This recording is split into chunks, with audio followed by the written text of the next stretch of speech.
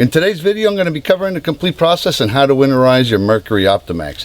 There's quite a few steps, none of them overly complicated, some of them a little challenging though. And I'm going to go ahead and go through all of that. But before I do, don't forget to subscribe.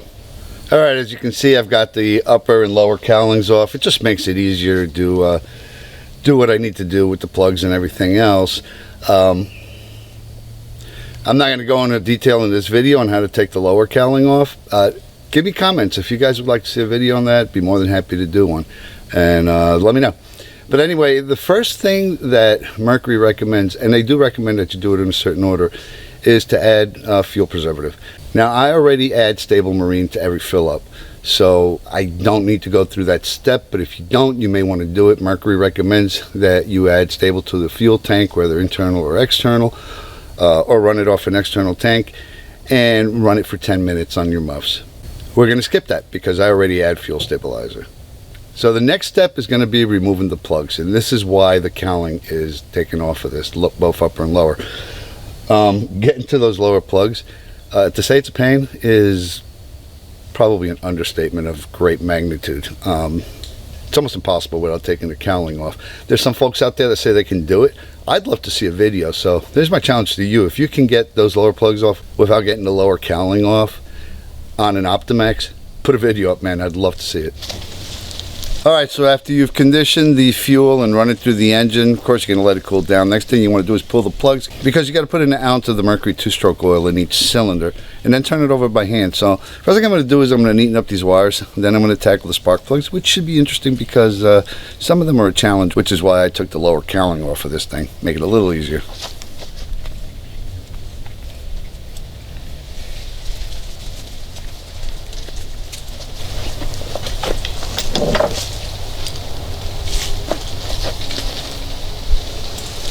Got a 5/8, and I'll be using this with an assortment of double knuckles and floppy extensions and all that. It can be quite a challenge to get to some of these, and you may have to do some things like remove the wire. So we'll do the first one.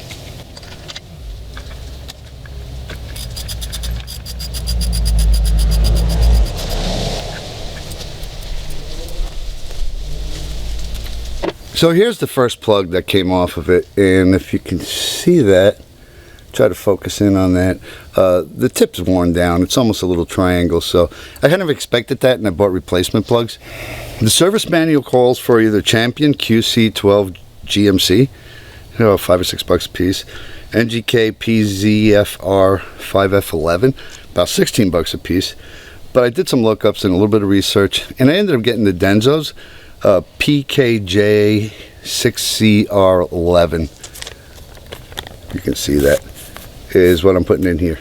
It's not recommended by Mercury. If you do this, you do it on your own risk.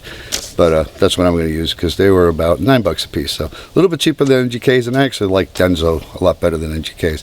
So let me get on and get the rest of the plugs out.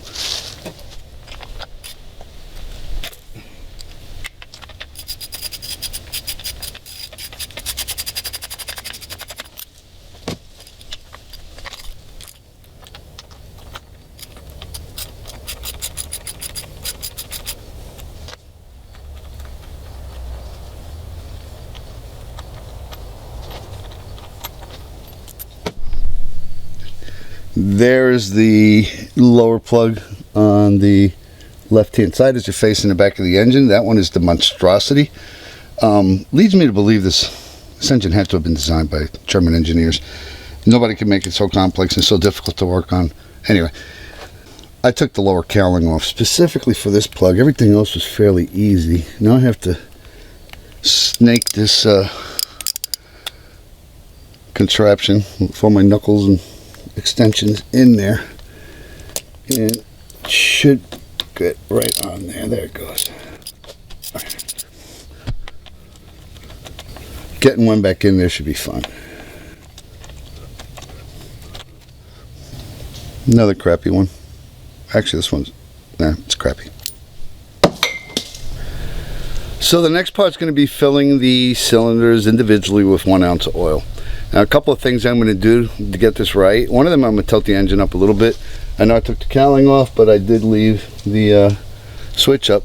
I'm going to take the cover off the top of the engine. Matter of fact, I'm going to do that now.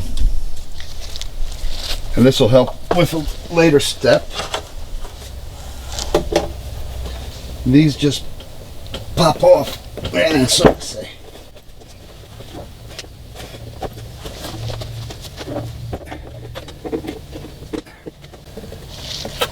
Cover is off. Although it's not part of the winterization, we'll be changing this filter in a little bit. As long as you got it all apart, you might as well get the 100-hour maintenance done, right? The reason I'm tilting the engine up is I'm afraid that if I put the oil in it while it's straight up and down, some of it might leak out when I turn the engine over by hand. So what we're going to do is we're going to add 1 ounce of oil to each cylinder. Then we're going to turn the engine over by hand several times. This is per the manual, per the instructions. And we'll put the plugs back in. Don't put the plugs in and turn it over. I've heard some people say there might be hydrolock. You want to circulate that oil in the engine before you get the plugs back in. Whatever you do, do not fog these engines. These engines are really complex. There's an air compressor, there's air injectors, there's fuel injectors. Fogging the engine could potentially damage any one of those. And if you're curious to see how much they cost, look it up. They're not cheap. I've seen prices as much as $400 for a single injector, and there's 6 fuel and 6 air injectors, so that's a lot of money that can get damaged. Don't fog the engine. Follow the oiling instructions per cylinder if you want to winterize it. Alright, as far as measuring 1 ounce of oil, I'm going to take a slightly, I guess, unique approach. I'm going to use one of these 2 ounce syringes, some hose, and the way I'm going to do this is measure exactly 1 ounce in here, see how much hose 1 ounce fills up. Alright, let's do this a little different. I'm going to cut off a nice fat length of hose so I can reach the bottom of the bottle. Then we're going to see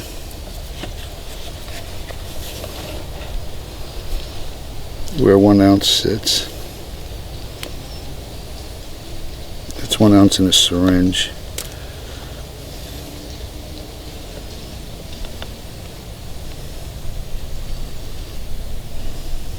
Gonna fill up the hose and see at what point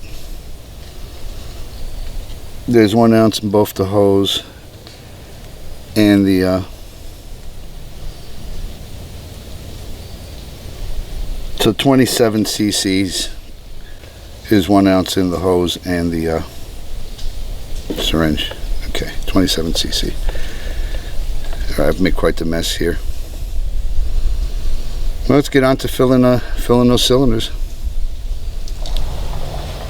All right, here we go. I'm adding 1 ounce to each cylinder.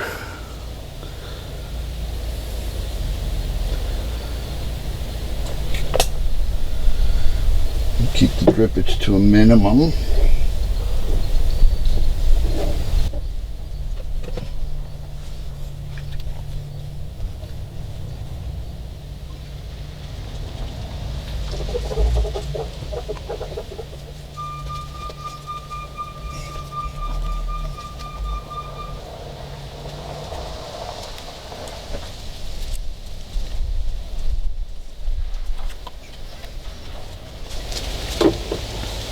Alright, so now I've got a 15/16 socket, and I'm going to turn that engine over by hand, probably 4 or 5 times, maybe more. See? Kind of hard to get the camera angle, but let's see.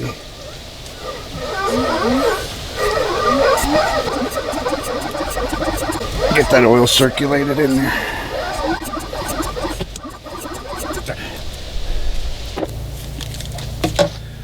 Alright, it's time to put the plugs back in. I got these Densos. I got a piece of hose which doesn't hold straight to help me kind of guide it in there. So I'm going to go ahead and start doing it. I'm going to put a touch of nickel anti-seize on it. Not a whole lot, just enough. It's recommended. By the way, you don't have to index plugs on a Mercury Optimax. That's E-Techs, and we're not working on an E-Tech, so you don't have to index them. Thank God. The one thing I did do is I checked the gap. It's 0.040, 1 millimeter, which is what the Mercury manual calls for on these Optimaxes.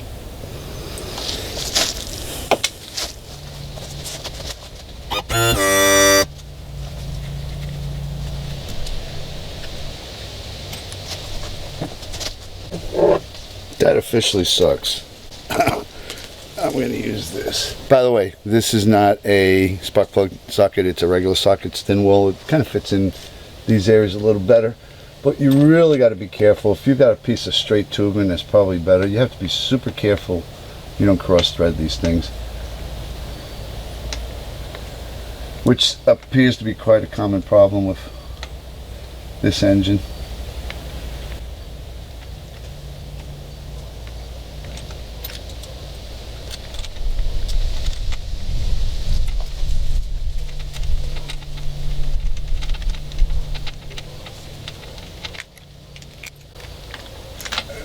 I'm just going to hand tighten them all for right now.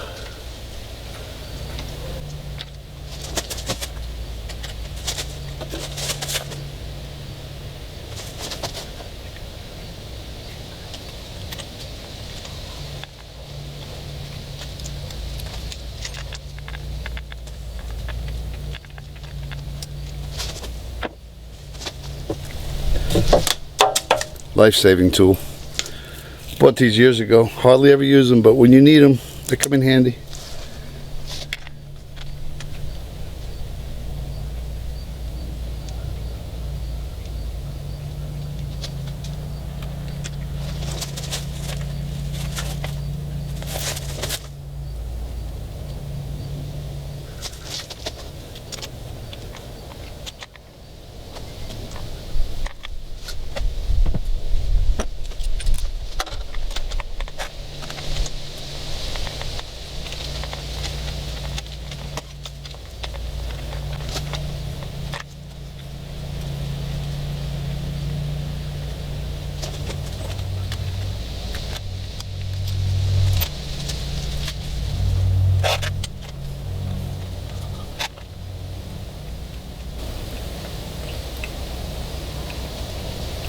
Alright, so the next step in the winterization process is to remove, not drain, but remove this filter, drain it out. If it's really cruddy, replace it. And I'll put links to all the stuff I'm using, including the replacement of these. Now, whoever put this filter on before, cranked it on. I don't think they put any oil on the seal. I had to use one of these little belt straps to loosen it up, but got it loose enough that we can take it off by hand. There's a sensor that you have to disconnect, and that will give you an alarm when this is full of water. So let's see if we can get this out of here by hand. Let's get this out of the way. Actually, not having the lower cowling makes this a lot easier.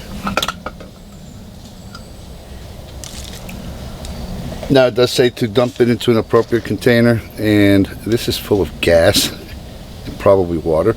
So I'm going to dump it into the container I use for oil recovery.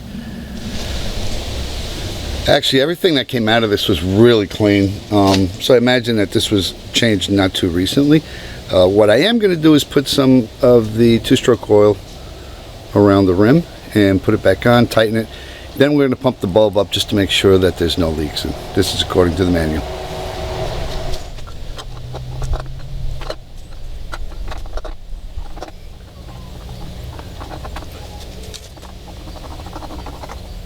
I'm going to hand tighten it.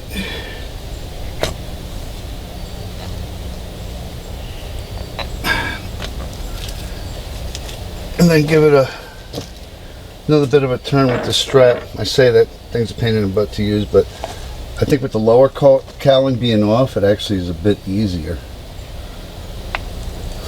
Yeah.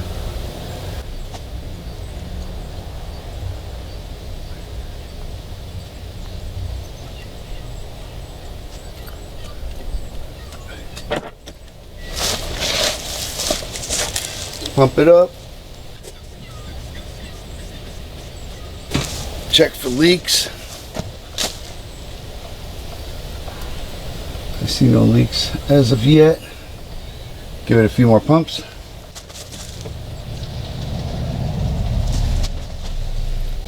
There's no leaks. So I'm going to put the sensor wire back on and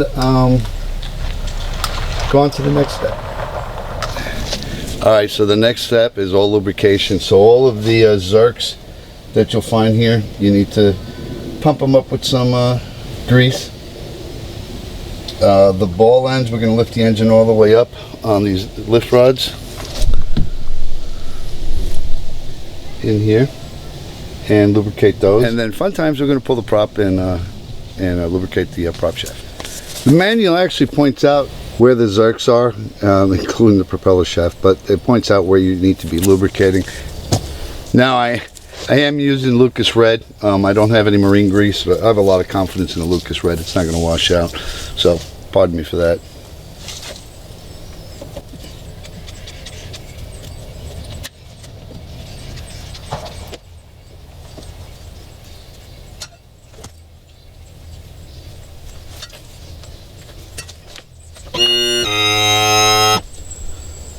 Here's those lift points I was talking about. There's some old grease on there. And I'm about ready to perform some sacrilege. Since I don't have any of the Mercury stuff, I always keep this BRP OMC triple grease around. I'm going to use that and basically work it into the bowl and rotate the bowl as much as possible.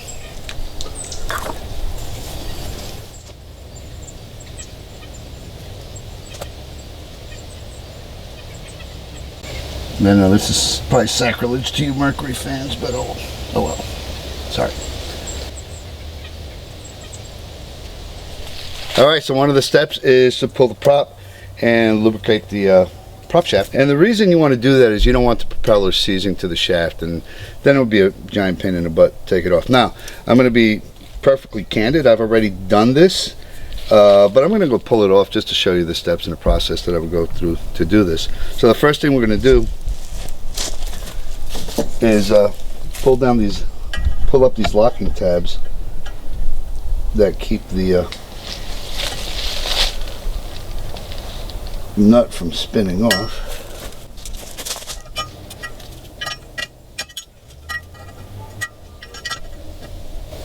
Alright, we should be able to spin that off now. Got a 1 1/16 socket and a block of wood. Let me block this. I'm going to hold it with one hand and spin that off with the other.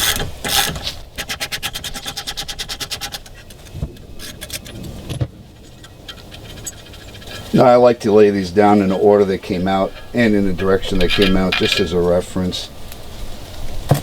And this will pull right off. It's that simple. Now, there's a insert in here. I'm not going to pull this out. Eventually it's going to have to be changed. It looks like it's got some wear on it, but for now that's pretty good. I had already cleaned this out, so we won't mess with it. Then there's the thrust washer.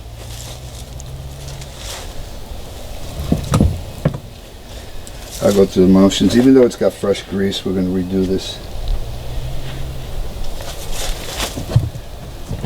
And I'm now going to perform some more Mercury heresy, triple guard grease.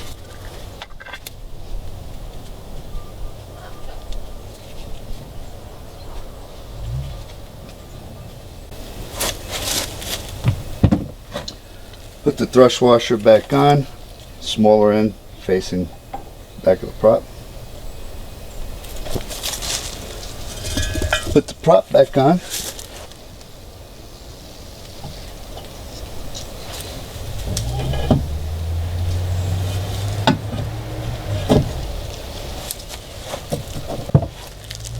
Straighten out some of these bent locking tabs. Eventually you would have to replace this. Alright, I've got a torque wrench and it's set for 50 pounds, which is the spec for this. We're going to go ahead and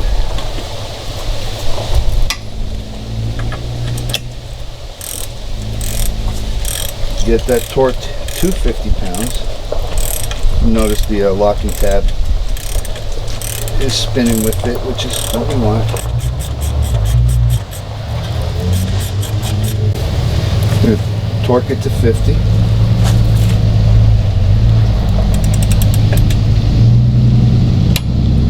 And now we're going to torque it a little bit more to make sure that one of these tabs, we're going to torque it a little more to make sure that 3 of these tabs line up with the slots underneath of them.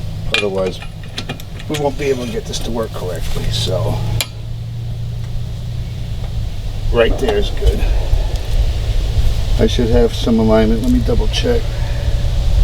A little bit more. Alright. So it might be 55 pounds. Then we bend these tabs in. There's 3 of them that'll line up with those slots.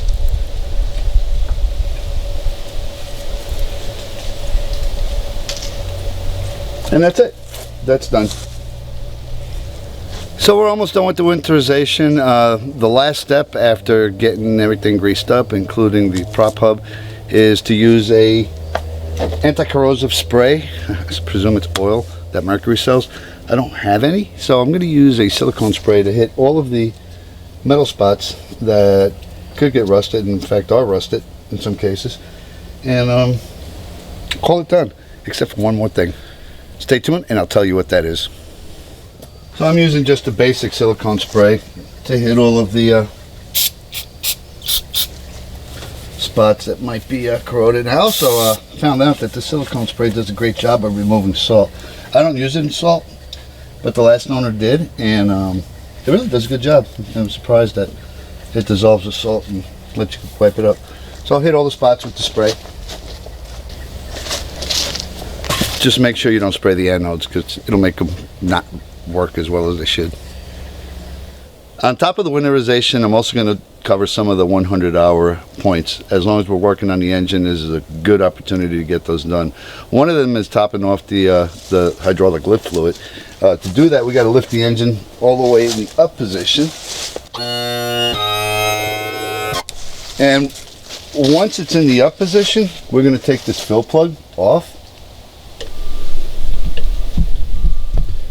And the fluid should be level, which it appears to be level, so we don't have to do anything there. The fact that it's dripping now tells me that it's level with that bottom of that hole. So I'm going to put that back on. If you do have to fill it, you can use the Quicksilver power trim and steering fluid. It's not that expensive. I actually use it for the hydraulic steering. So that's it. I'm going to drop the engine and go on to the next step. Alright, so the last step in the winterization process is to drain and fill the gearbox. I'm not going to film that because it's relatively straightforward. There's other videos on how to do that. 2 screws, drain it, hook up your pump to the bottom, fill it up, put the screws back in. But it's also a good time to inspect the fluid, make sure there's no water in it. Make sure that there's gaskets on the fill and drain holes, and go forward. Alright, one of the last things I'm going to do before I put the engine all back together is I'm going to change that air filter. I mentioned that earlier. It is it's not a winterization process, but it's something that should be done every 100 hours. Changing it is really easy, actually. There's a little retainer in there, which if I'm not mistaken costs about $26. Pull this out. And it's actually pretty nasty. I don't know the last time it was changed, but we'll put a new one in there. Here's a new one. There's only one way it can go in.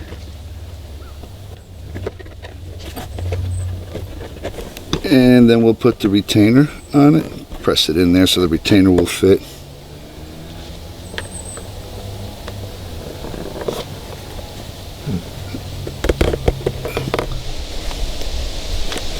All right. I'm going to pop this back on and we'll sum it up. Alright, before I put the cover back on, I want to show you a few things. I've got some of that silicone grease I talked about earlier, and Mercury does not say to do this. They also don't say not to do it. But what I'm going to do is grease all the mounting points. This is the air feed to the air compressor. Here's that little hose. And it just makes mounting and dismounting that top a lot easier. make sure none is getting into the inside. But I'm going to do all of these points. Put some nice silicone on there. I use silicone because it doesn't interact with rubber, make it fade. Now this is the rubber intake, and the top cover has to slide over that, and it can be difficult, so I'm going to give it a light coating of silicone grease. It's funny, there's even a warning on here saying don't remove it, but getting some silicone grease is definitely going to make this easier. We're just going to line everything up.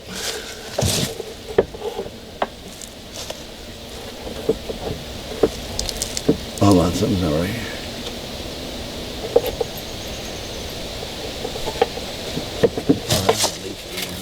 Nice.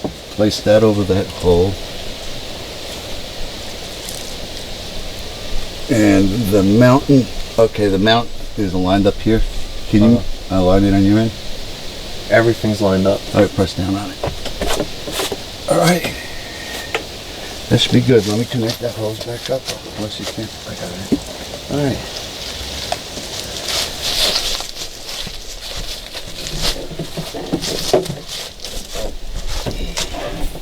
Fudge.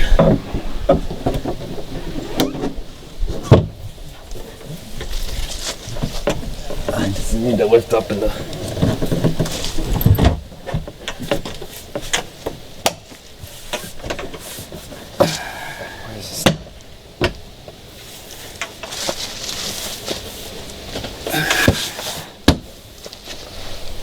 Alright, so we're pretty much done. The last thing that Mercury recommends is that you leave the engine in a straight up and down position, so any water that's in it can leak out and not freeze up during the winter. I hope this video has been helpful to you. If it has, hit share and like. Certainly feel free to leave comments, but most of all, don't forget to subscribe by hitting that button right there. Thanks for watching.